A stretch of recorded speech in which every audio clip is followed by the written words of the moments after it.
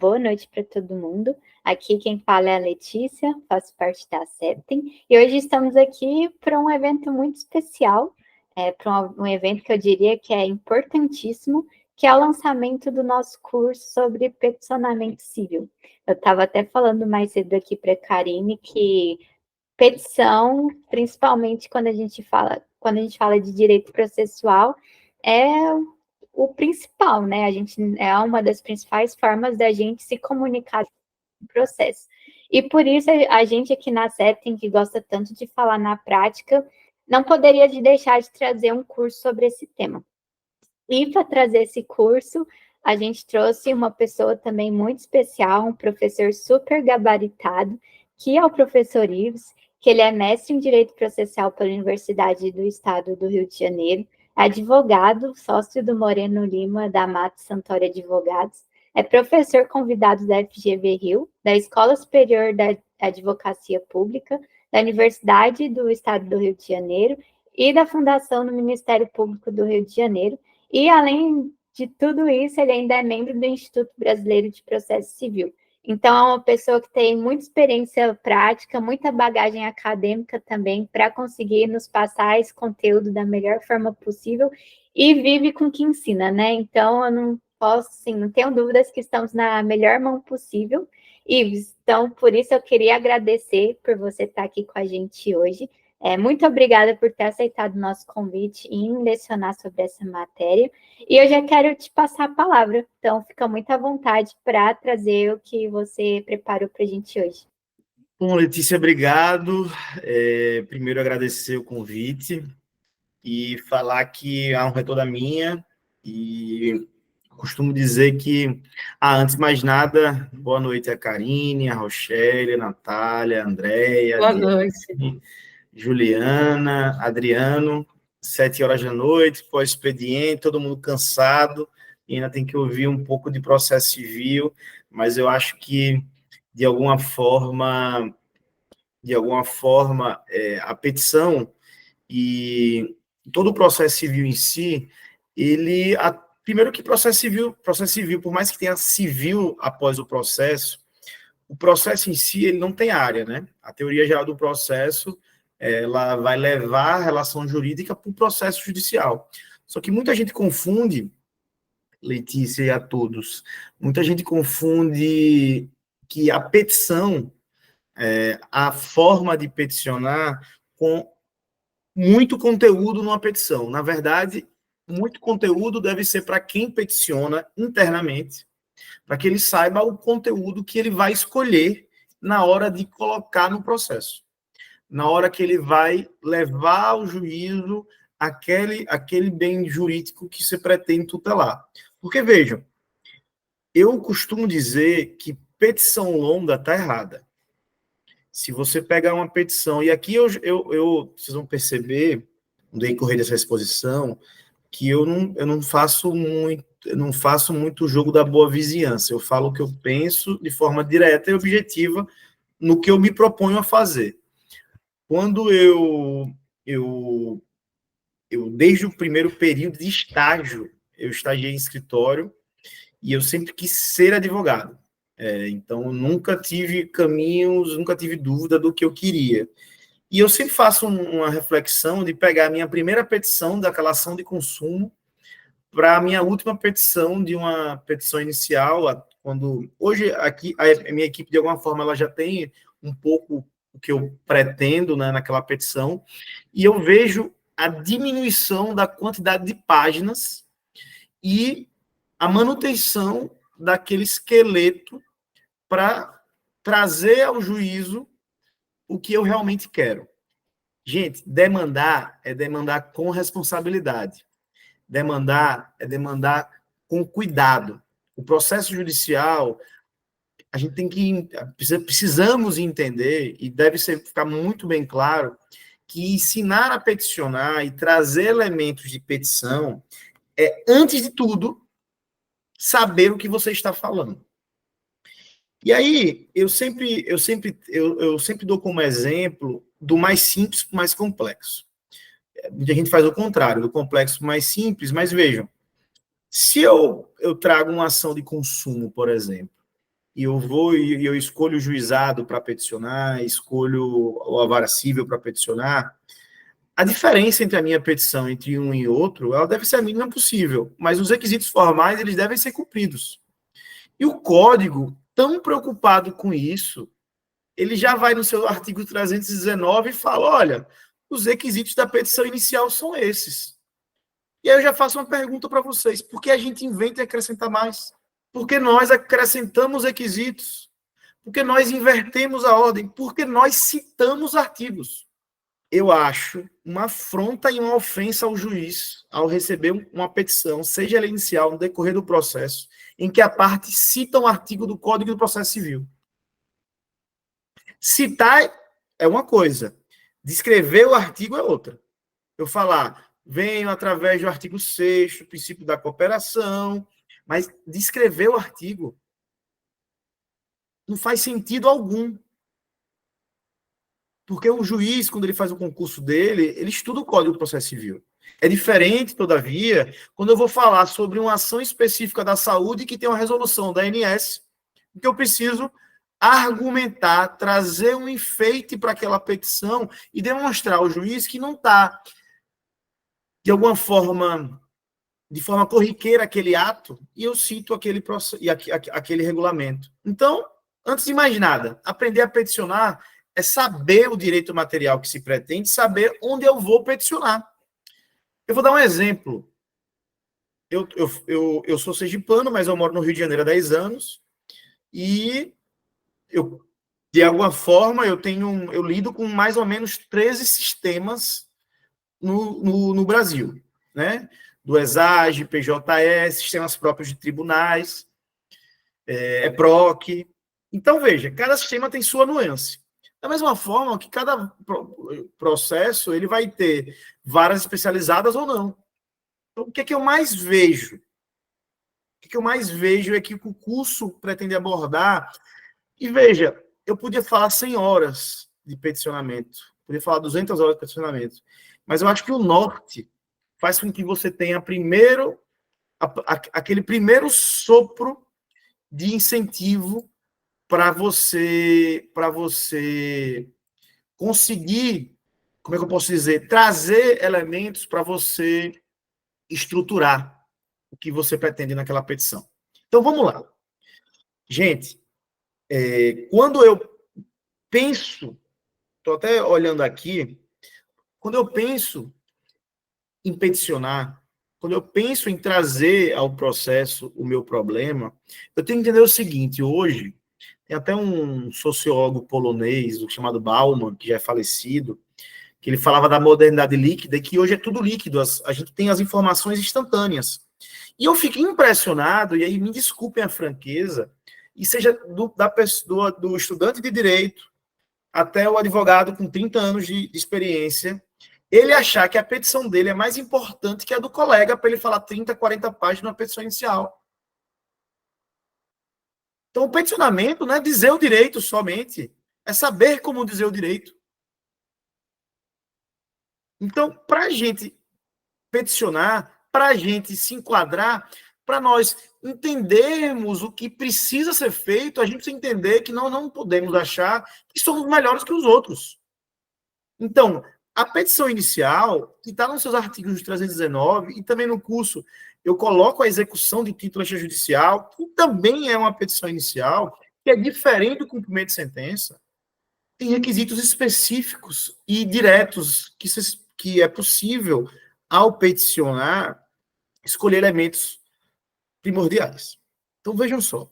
No dia a dia, uma vez eu estava dando aula, não lembro qual lugar, e acabou a aula, isso foi antes da pandemia, o aluno chegou para mim, ele já tinha, um aluno se formou, ele fez direito, foi o segundo curso dele e tal, e ele pegou a petição inicial e falou, professor, você poderia olhar minha petição inicial para saber se ela está bem feita? Eu fiz, olha, se está bem feita ou não é uma questão de interpretação, né? Eu posso achar que está mal feita e, tecnicamente, ele cumpriu seu requisito do 319 e está tudo certo. Aí ele me deu. Quando ele me deu, eram tantas páginas, mas tantas páginas, que eu não li e perguntei. É o que o tema? Aí ele, não, é uma negativação indevida. Aí, negação indevida, aí eu fiz uma pergunta. A pessoa que foi negativada devidamente, ela tinha contrato? Aí, não. Aí eu, e por que você está explicando tanto sobre um tema tão corriqueiro para o judiciário? Por que você acha que a pessoa que vai julgar seu caso vai parar o tempo dela e ficar mais de 2 horas lendo essa petição para dar uma sentença? Por que você não toma para si a segurança dos fatos e narra de forma mais objetiva e concisa? Se você fizer isso, você me traz essa petição e eu leio depois. Eu não lembro quantas páginas tinha, mas eram mais de 20 com certeza.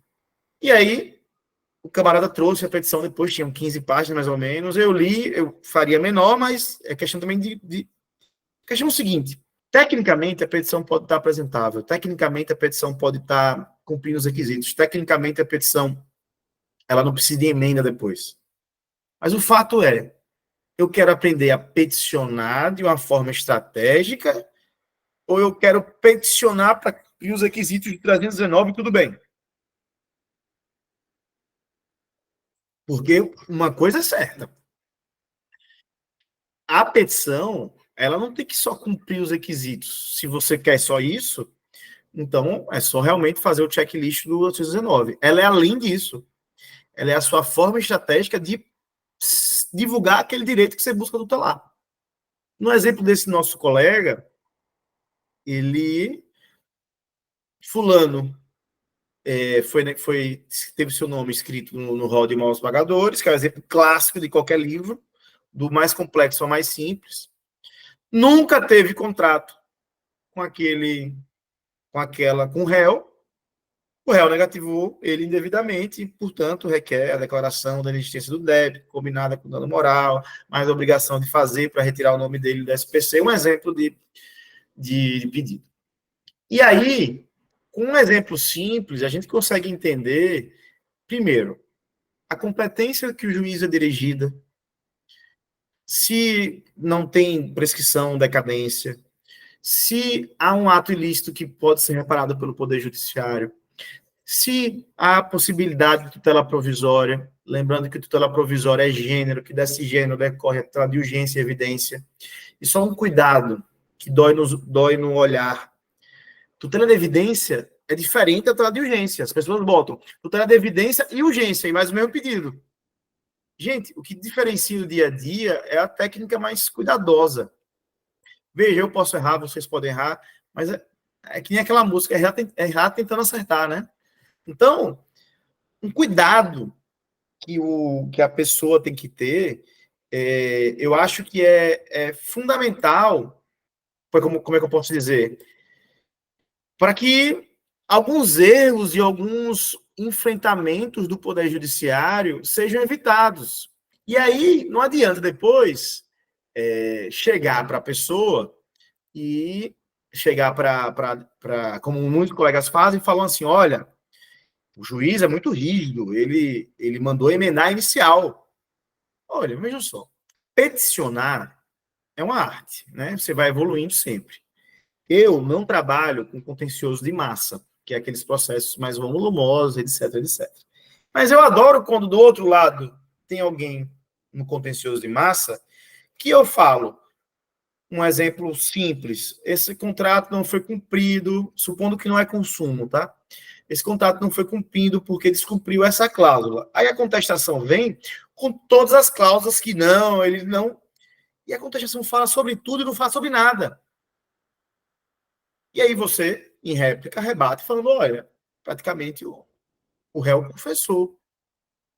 E eu não tenho como justificar falar que o judiciário tem muito processo e eu não vou rebater todos os pontos, porque, veja, o direito é uma coisa séria.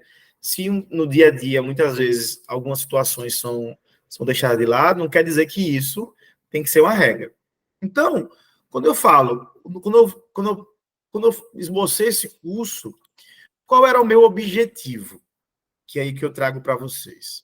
Primeiro, que requisitos da petição inicial, requisitos. Primeiro, que a petição inicial é o núcleo para que você aborde ao juiz o seu direito. E eu já te falo logo: petição longa está errada. Ah, professor, Ives, você acha que em casos específicos petições longas estão erradas? Tudo bem, gente. Toda generalidade é burra. Eu estou falando que, em regra, petição longa está errada. Ah, o que é petição longa? Ah, para mim é 15 páginas, para mim é 20, você é 20. Vamos definir um parâmetro. Mas uma petição muito longa está errada. Aí um dia desse, eu falando isso em aula, e eu acostumado a ouvir às vezes as pessoas retrucando, professor, mas advogado fulano, eu vi que ganhou uma causa muito boa, fez uma petição longa. Gente, cada caso é um caso, claro que eu sei, estou dando um panorama. Eu busco sempre fazer petições curtas, mas já fiz uma petição, um exemplo, eu fiz um embargo de execução de 70 páginas, mas porque naquele caso específico, só para narrar os fatos e provar os fatos que envolviam uma quantia grande, eu precisei de quase 30 páginas para narrar os fatos, porque eu não queria que nenhum direito meu fosse precluído por ausência de prova. Mas essa é a regra. Se eu pego o meu artigo que eu atuo e que busco atuar, essa é a regra? Não é. Então, assim, o que eu quero trazer para vocês e mostrar para vocês é que quando eu defino e trago um panorama, um parâmetro, é só para que haja um corte, para que a gente siga pelo menos um panorama que seja legítimo, entendeu? Aí vamos lá. Se eu falo que petição longa é errada, eu estou falando que a petição ela precisa dizer a que veio. Antes de mais nada, o que eu trago no curso também, como um processo se forma, como ele se suspende, como ele é extinto. São elementos básicos. É que nem no futebol você treinar fundamento. Como ele se forma? Como eu identifico as partes? Como eu narro para o endereço para o juízo? Como eu faço pedido? Eu me questiono sobre algo que eu replico? Vou dar um exemplo. Porque em toda petição, o advogado, termos em que pede deferimento. Eu estou pedindo deferimento de algo sempre? Por que eu replico tudo isso sempre e não me questiono? Porque a gente só replica e só reclama depois do resultado ser o mesmo. Para obter resultados diferentes, eu preciso agir de forma diferente. Então, no curso vai ter formação e suspensão e extinção do processo, a petição inicial, de alguma forma, como alguns requisitos. Por que a petição inicial é indeferida? Em que hipótese a petição inicial é indeferida? Que hipótese ela pode acontecer, esse indeferimento? Eu vou falar sobre os pedidos da petição inicial. Vou trazer também algo que é isso que eu estava vendo aqui antes de começar a aula. Teve uma mudança de lei hoje, que eu deixei aqui separado para vocês, já esqueci o número. É a lei 14.879 de 2024. Ela muda a forma de competência para a cláusula de eleição de foro. A lei saiu hoje. Isso muda meu peticionamento, porque se eu mudo o lugar onde eu vou, a competência muda, eu tenho que entender o que mudou e como, a que juízo eu me dirijo. Se eu deixo essa informação passar, não adianta nada eu preencher o artigo 319 do CPC e endereçar a petição errada. Então, a atualização de todos esses temas, por isso que eu coloco em 2 aulas de competência, porque a competência em si é o que vai dizer onde minha petição vai ser endereçada. E mais uma informação para vocês, eu estou jogando informações que eu vou trazer, coloquei aqui, porque o curso, a ideia é trazer elementos mínimos para que você consiga peticionar com segurança. Porque não adianta eu achar que é de um jeito se eu não vejo no código que é de outro. E digo mais, o código, o CPC 2015, que não é mais novo, eu vejo gente colocando em petição ainda, NCPC, novo CPC, tirem isso. Tirem isso. A gente tem que, na verdade, aplicar o CPC. E o antigo é o CPC de 73. O de 2015 é o CPC. Competência é o primeiro ato que você deve se preocupar com o processo, para saber onde me dirijo. E o código traz lá todas as regras de competência. Das mais simples, que é no Código Consumidor, para relações mais consumeristas, para relações de obrigações entre as partes. E essa lei nova, que foi promulgada hoje, que entra em vigor, ela fala que eu não posso escolher um foro na causa de eleição de foro que não tenha relação com a obrigação disposta no contrato. Então, você imagine o seguinte, que eu faço um contrato com algum de vocês, com Natália, por exemplo, e esse contrato, ele dispõe que eu estou no Rio, Natália, eventualmente, em São Paulo, e eu falo, olha, qualquer problema desse contrato, cuja obrigação vai ser feita em Rio, São Paulo, vai ser resolvido na Bahia. Isso era possível. Causa eleição de foro. É uma competência relativa, ela pode ser prorrogada, no curso eu falo um pouco sobre isso, mas com essa nova lei, eu só posso escolher o foro que tenha relação com a contraparte, que tenha relação com a obrigação. Então, percebam, é mais do que peticionar, é entender o que eu estou fazendo.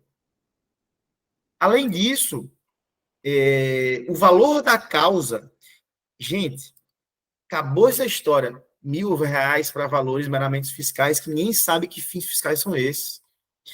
O artigo 292 do CPC, e eu trato isso num modo específico, olhem, nas ações de dano moral, por exemplo, acho que é 292, inciso 5, se não me engano, se a parte que sofreu o dano não sabe quantificar o dano dela, quem é que sabe?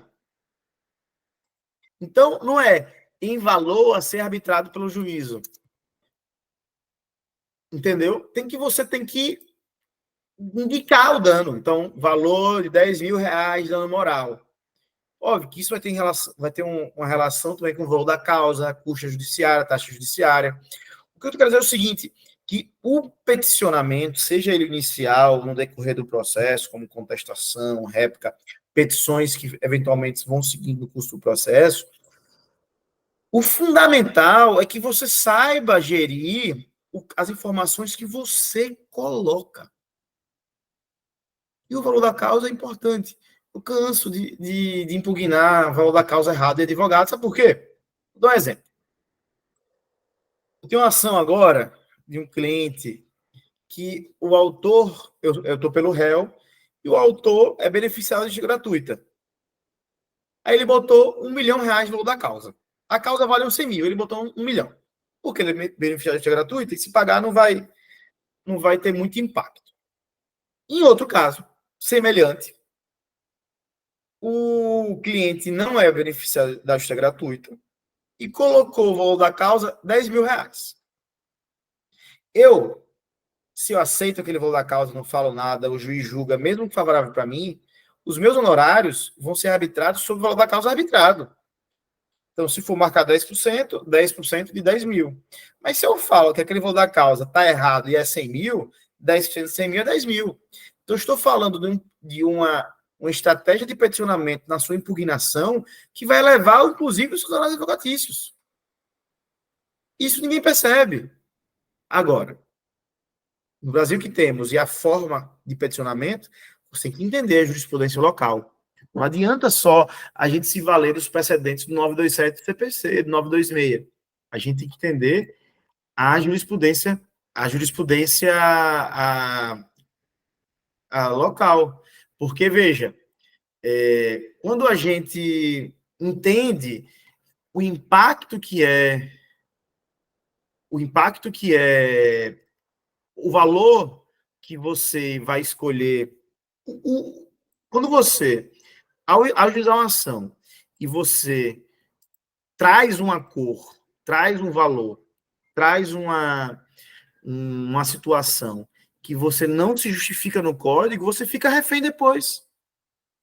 Você fica refém depois. Porque não faz sentido eu simplesmente colocar qualquer valor da casa e depois achar que vai ter impacto nenhum na sua vida.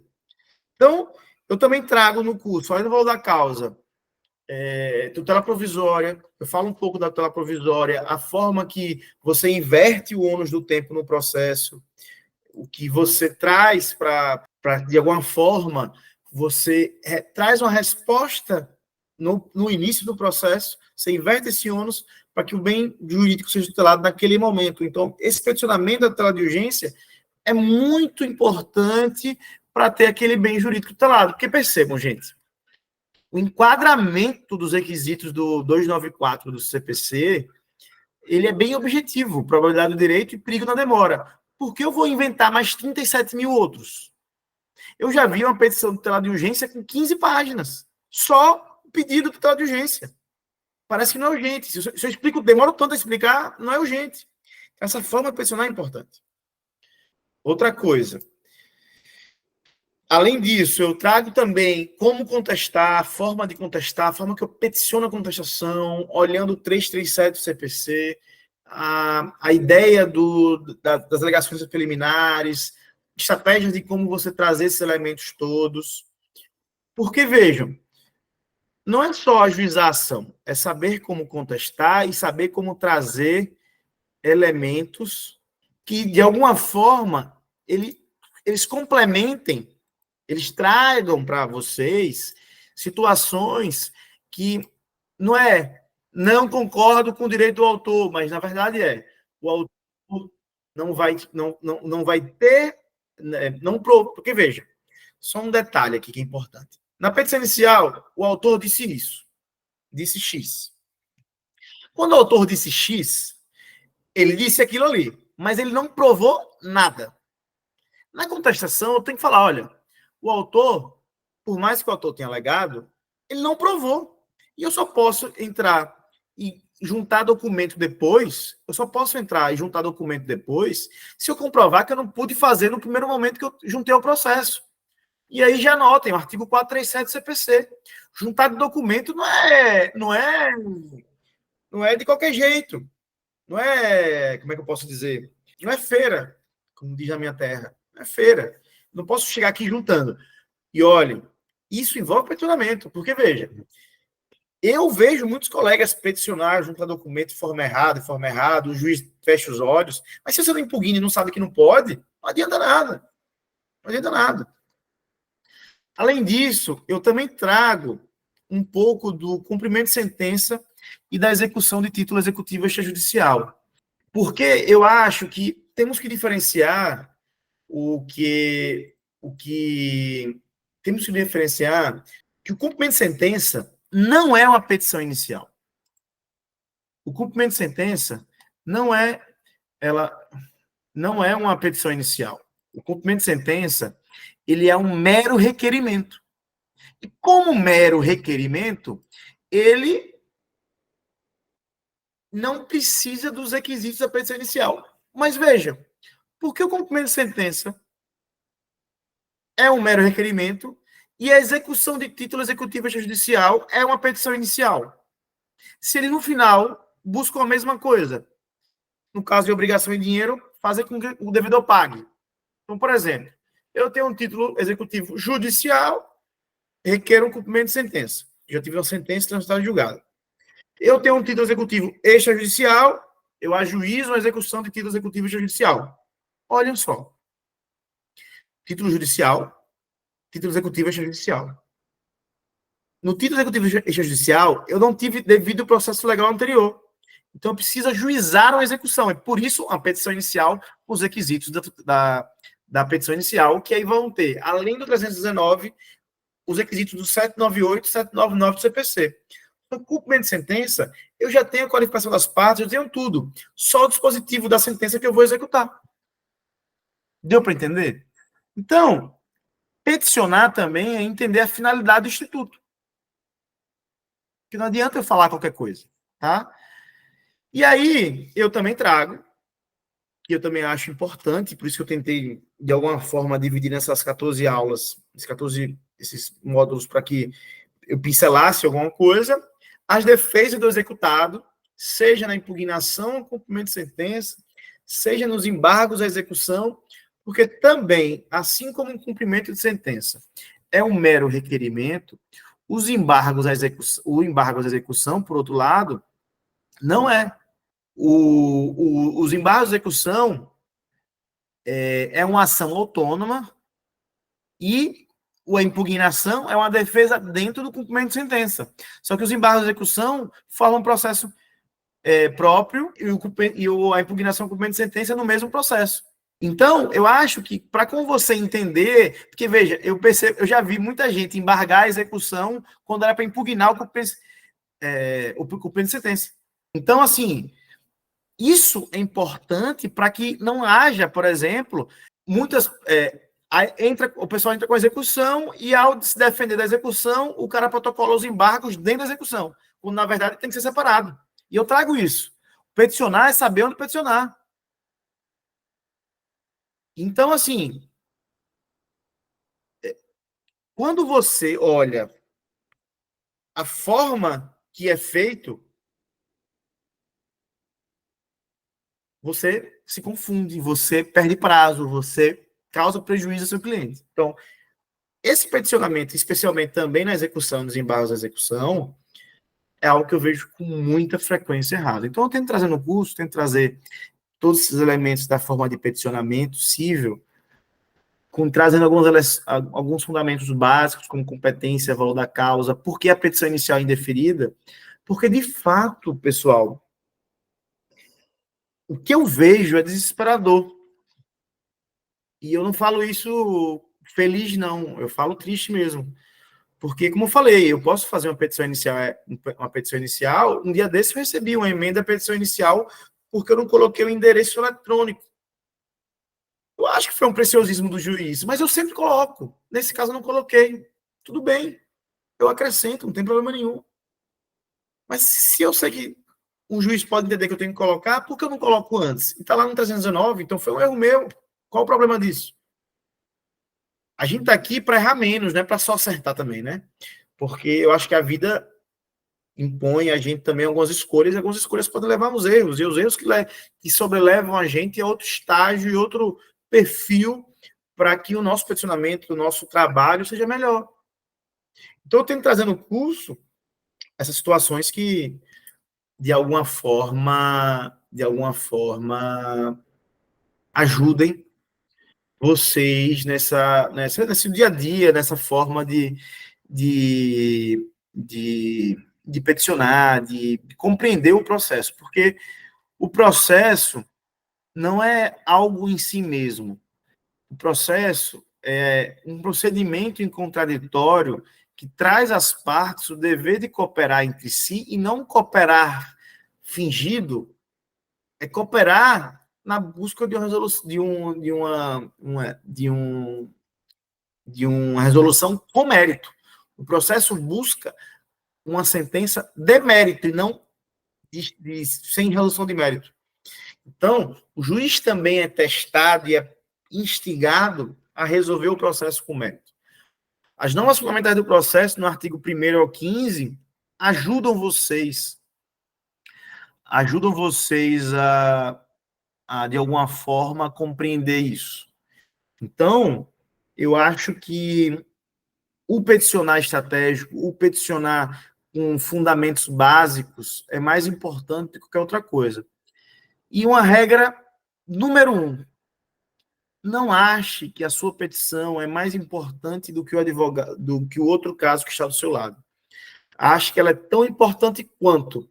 E o tempo hoje, todos sabem que é precioso.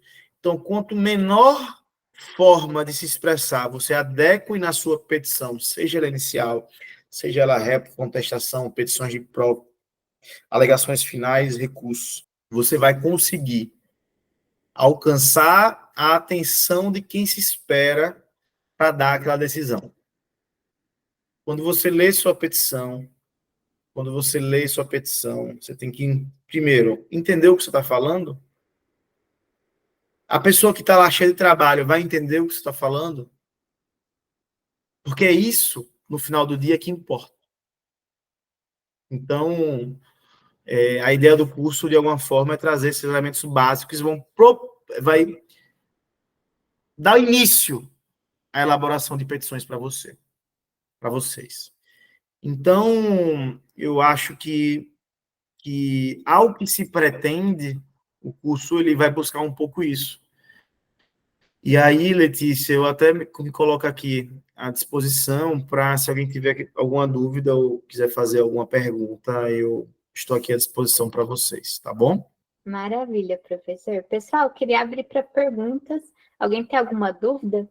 Caso tenha, pode mandar aqui no chat, ou se quiser também falar no microfone, não tem problema nenhum, levantar a mãozinha aqui, que eu passo a palavra para vocês e a gente faz agora, nesses minutos finais, uma roda de perguntas e respostas, tá bom? Professor, enquanto o pessoal vai formulando as perguntas, vai mandando, queria fazer já uma pergunta, assim, para quem Por favor. para quem está começando mesmo a peticionar, seja ali no estágio, seja como advogado mesmo, está entrando nesse universo. Que você, assim, você já falou bastante de dicas ali, né? De não faz uma petição longa, saiba do que você está falando, né? Mas para começar, assim, você indica algum livro, alguma referência em especial? Porque hoje a gente sabe, né, que muitas vezes quando a gente vai começar uma petição, a gente busca alguma referência, de onde que a gente parte. Você tem alguma dica nesse sentido? Olha, eu vou dar várias.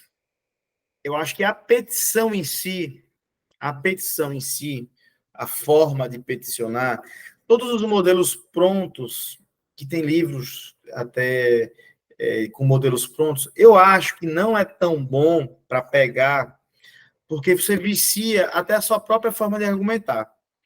Eu acho que vamos lá, se é a minha primeira petição ou no início da petição, o que eu recomendo e é o que eu fiz. Então, eu estou falando o que eu fiz. Quando eu estagiava, já tinha os modelos prontos, etc, etc.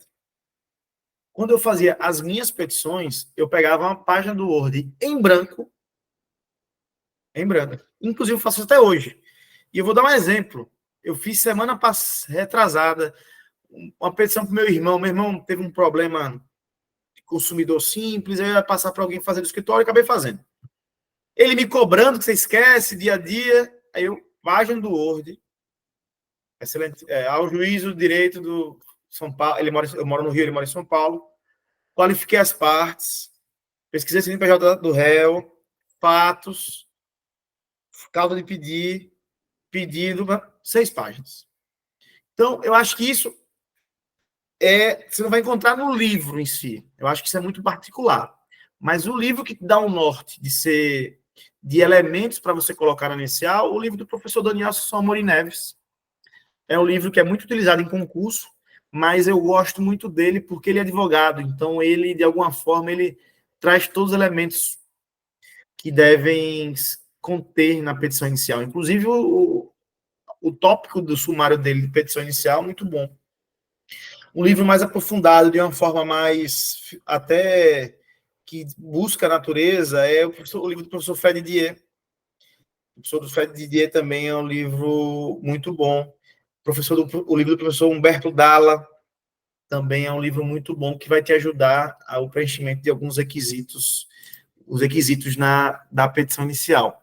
Então, eu acho que esses livros, você pegando o 319 do CPC e lendo eles, você consegue ter algum panorama do que você tem que colocar. Então, eu acho que dá para fazer um teste. Você pega um caso fictício, eu pego você cria um caso, eu crio um caso aqui para vocês agora. Eu nunca tive uma conta de celular da TIM, operadora de telefone. Recebi uma carta aqui em minha casa agora que meu nome foi inscrito no cadastro de mal pagadores pela TIM. Elabore uma petição inicial, supondo que requerendo de alguma forma a retirada do nome em caráter de urgência. Então já vou saber que é uma ação de consumo, porque mesmo que eu não tenha relação com a TIM, é o consumidor por equiparação. Eu vou saber que eu quero a tela provisória para retirar meu nome do SPC até o término do processo. Eu vou saber que eu vou fazer um dano moral e usar o artigo 292 do CPC, inciso 5, e eu faço um desafio. Façam isso em até 7 páginas. Passou de 7 páginas, está errado. Porque no caso mais complexo, você vai partir do número menor de páginas. E a compreensão de cada tópico, os livros do que eu indiquei podem ajudar. Não sei se ficou clara a resposta, mas seria isso o panorama que eu daria para vocês. Não, ficou sim. Então, o guia é o guia principal, né? A lei mesmo, porque ela traz os tópicos que a gente precisa trazer, e de fundamentação doutrinária para nos auxiliar, os livros que você trouxe, né? A Juliana fez uma pergunta, eu vou fazer ela aqui para você, mas a Jéssica perguntou se você poderia repetir os livros que você indicou. Posso sim, Jéssica. É o Daniel Amorim Assunção Neves e Fred Didier Júnior e Humberto Dalla. E, Juliana, o erro mais comum nas petições não é de direito.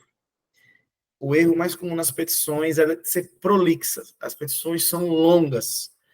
Petições longas, e eu falo no português que qualquer pessoa entende. Petição longa não está com nada.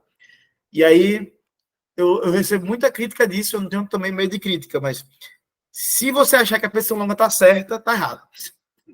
Petição longa, e óbvio, isso aqui é uma regra geral, e como toda regra, admite exceções.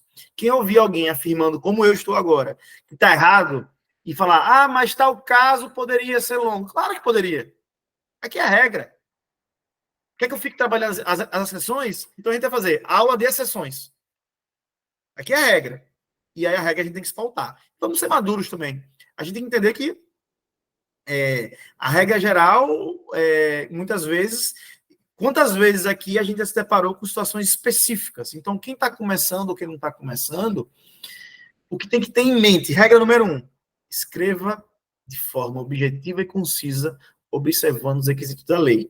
E o que eu mais vejo de erro comum, Juliana, respondendo a sua pergunta especificamente, é a ser prolixa, a petição prolixa, que narra de forma longa um fato, uma situação. E isso é muito comum. Isso, de fato, não está com nada no português bem claro para vocês, tá? Então, eu acho que esse que é o principal erro, o erro mais comum, é a quantidade de informações desnecessárias numa petição inicial.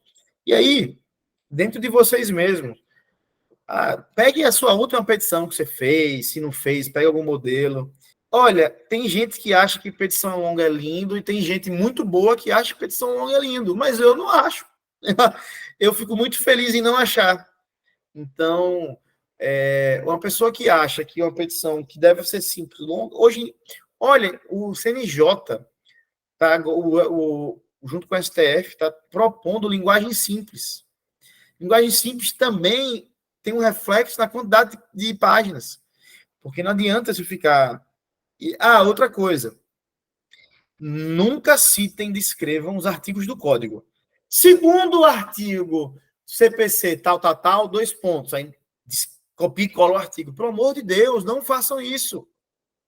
E eu sou uma pessoa um pouco revoltada, acho que vocês devem ter percebido, porque se eu não gritar assim, quem vai gritar, né? Então eu não sou um cara que não gosto. Que bom, Jéssica, que você é sucinta e objetiva, porque é isso que importa. Às vezes, você vai ter maior atenção de quem vai julgar o seu processo do que quem escreve muito.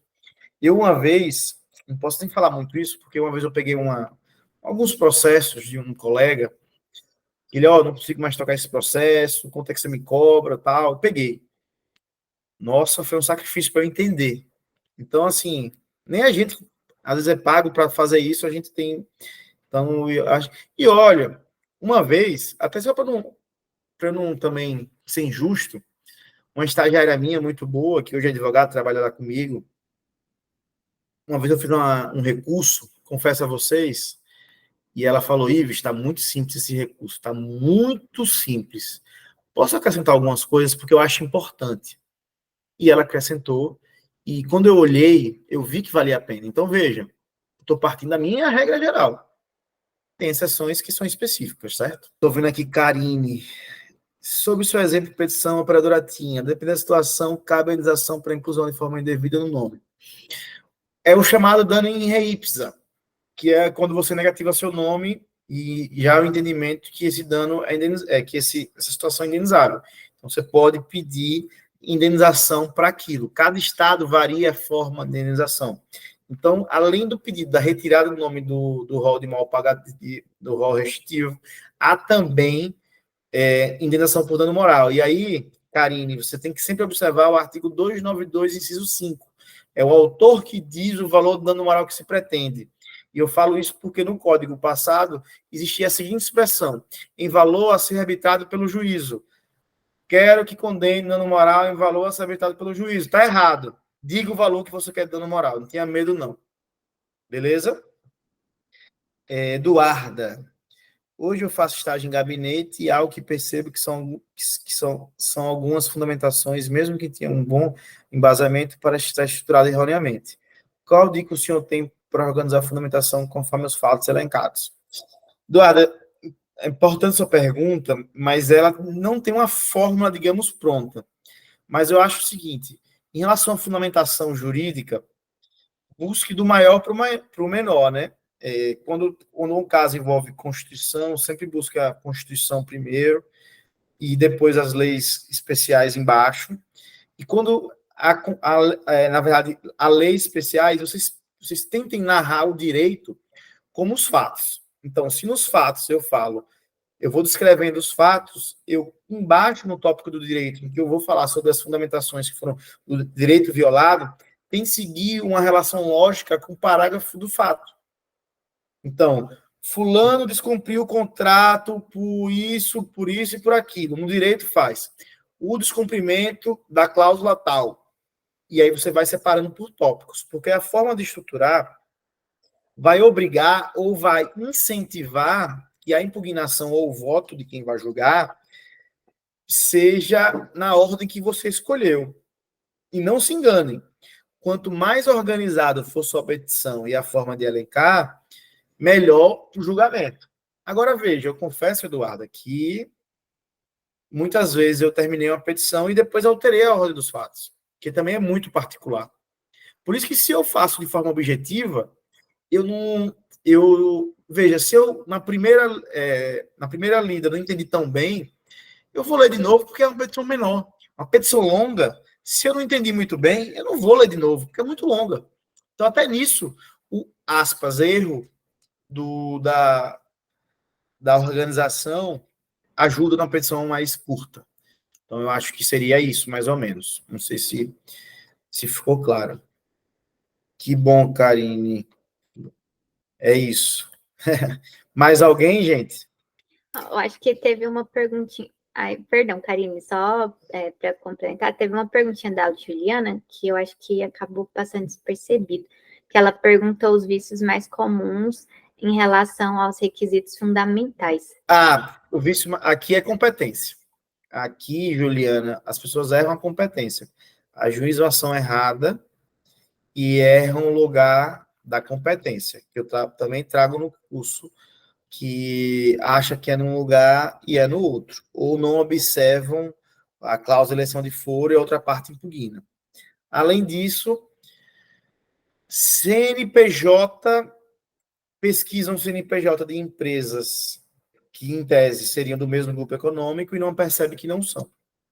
E quando não é ação de consumo, se essa parte for, se não fizer parte do grupo econômico, você vai ser condenado ali na ilegitimidade passiva dela. Então, competência e a qualificação do réu, muitas vezes eu vejo a parte se prejudicando depois. Percebam que na fundamentação, na qualificação do réu, o juiz não vai deferir de início. Mas quando vier a contestação, não vou poder mais alterar o pedido, né? Então, eu posso sofrer um ônus aí muito grande. Em relação à competência, porque realmente eu vejo que as partes, eles sabem que é no domicílio do réu e a juíza no domicílio do autor, etc. Então, tem muito situações assim também. Outro aqui, e valor da causa, né? O valor da causa a pessoa pede 100 mil reais de dano material, dano moral, e bota, valor da causa, R$ 1.000, para ele. Aí na sentença condena o valor da causa, mas o proveito econômico foi 100 mil. Na verdade, o valor da causa, eu acho que é muito pouco cuidado, muito pouco observado. Em todos os setores, no judiciário, em todos os setores. Então, assim, eu acho que esses são os três: competência, qualificação do réu, que colocam qualquer réu que é parecido, e valor da causa. O valor da causa até antes da qualificação do réu. Karine, eu vi aqui, mesmo que tenha negativação anterior, não impede o dano moral, porque negativação, se essa aqui do seu cliente, por exemplo, for indevida de fato, mesmo que as outras tenham sido devidas, ainda assim caracteriza dano moral. O que acontece na prática é que o juiz diminui o dano, mas, em tese, as outras não impedem a indenização, tá? Não, como é que eu posso dizer? O fato de ter anterior não fica restrito a ser a aplicação da indenização. É isso que eu ia dizer. Não sei se tem mais alguma, Letícia, que eu não falo, não pesquei aqui. Mas ainda estou à disposição, pessoal, se alguém quiser perguntar. Mas eu acho que foi. Eu dei uma olhadinha aqui, foi tudo aqui do chat. A Karine levantou a mão, então eu vou passar a palavra para ela. E aí a gente também, pessoal, a gente já está rumando aqui ao fim da 1 hora da nossa aula, então eu vou terminar aqui passando a palavra para a Karine e a gente finaliza. Karine, fica à vontade. Pronto. Boa noite, doutor. Boa noite, gente. Doutor, eu tenho sempre uma dúvida em relação à orientação que o senhor pode passar para mim. Eu tenho sempre dúvida em relação a qual juiz enviar.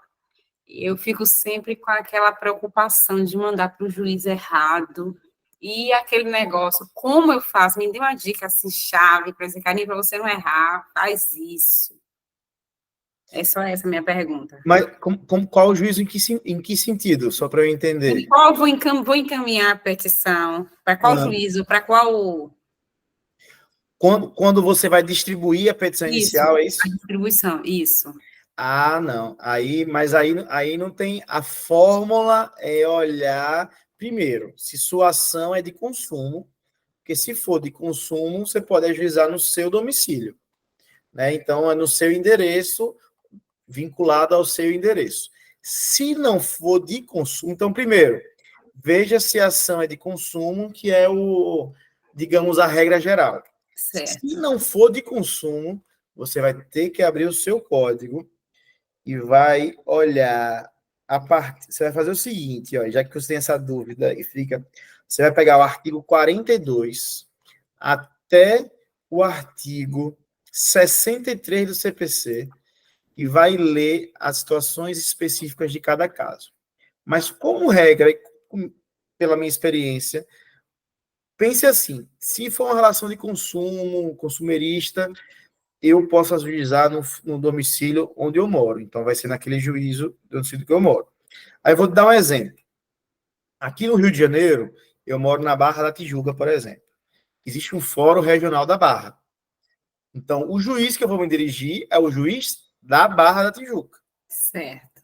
Se eu morasse no centro, o juiz que eu fosse me dirigir seria o do centro, porque é o domicílio do autor. Certo. Agora, vamos supor, se eu vou me divorciar da minha esposa, e eu vou à ação de divórcio, e ela tem 2 filhos meus, e os meus filhos estão morando com ela. E eu moro na Barra, e ela mora em São Paulo. Qual juiz eu vou distribuir minha ação de divórcio? Lá em São Paulo. Por quê? Porque é onde os filhos estão sob a guarda da genitora. Então, a vinculação do juízo depende de cada situação. Aí eu dei 2 exemplos. Um exemplo, onde a relação de consumo é na minha residência, então é no fórum do meu lado, e na relação de divórcio é onde a minha ex-esposa estaria com meus 2 filhos, e é lá em São Paulo, e eu ajudaria em São Paulo. Não sei se você entendeu. Entendi sim, doutor. Perfeito. Muito obrigada. E aí você não esquece de artigo 42 ao artigo 63.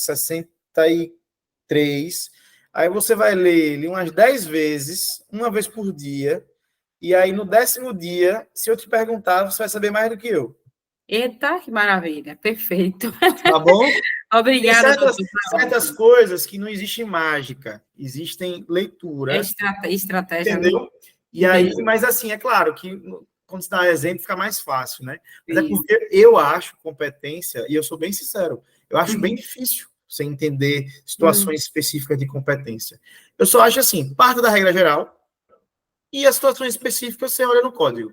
Eu mesmo, deixa eu ver, vamos lá, ano passado eu tive uma ação que eu distribuí, era outra competência, mas porque era uma situação específica de um agente garantidor bancário. Então, assim, situações, mas em regra geral, se for consumerista no seu domicílio, se for em situações outras, no domicílio do réu. E aí você verifica também que na ação de divórcio, no caso da minha ex-mulher, se fosse minha ex-mulher, onde tem o domicílio dos meus 2 filhos, que seria em outro estado. Tá bom? Sim. Tá bom, obrigada, doutor. Nada. Bom, pessoal, pode ficar à vontade. Não, Letícia, era só agradecer mesmo a Karine. Não, tranquilo. Então, pessoal, caso alguém tenha mais alguma dúvida, queira trazer mais alguma consideração agora na aula viva, a hora é agora, a gente está partindo para o final. Hoje tivemos várias dúvidas interessantes aqui. Eu sempre gosto de ressaltar que quando a gente tem conversa, quando a gente tem dúvida, quer dizer que a aula foi boa, porque fez a gente para pensar. E eu não podia deixar de enaltecer isso, professor. Foi excelente a aula hoje. A gente conseguiu aí tirar bastante reflexões e pensar bastante sobre esse trabalho ali do direito processal, que é extremamente importante, né? E também queria agradecer a todo mundo que participou, que perguntou, que esteve aqui com a gente hoje à noite. Eu sei que uma quarta-feira, às 8 da noite, estar aqui é porque realmente são pessoas interessadas em aprender. Porque todo mundo está cansado, ainda mais final de semestre, né? A gente sabe como que é difícil. E vocês estarem aqui participando tem que ser enaltecido também. Ô, Letícia, mas olha, você me desculpe interromper, mas aí você falou final de semestre, olha, desde a faculdade eu não sei o que é final, é sempre início, começo, início. Então, assim, aproveita o final também para descansar, porque depois não descansa mais não, viu? É verdade, né? Depois que a gente sai da faculdade, existe o começo da vida profissional e ela nunca acaba, né? Nunca acaba. É verdade, é verdade. Mas, bom, pessoal, então vamos ficando por aqui. Boa noite para todo mundo, novamente. Professor, muito obrigada por estar aqui com a gente. Espero que a gente possa se ver aí em outros momentos, em outros assuntos, em outros conteúdos. E boa noite para todo mundo, bom descanso. Até mais. Boa noite, pessoal. Tchau, Letícia. Obrigado. Foi um prazer, viu? Prazer é todo meu. Obrigado. Até mais.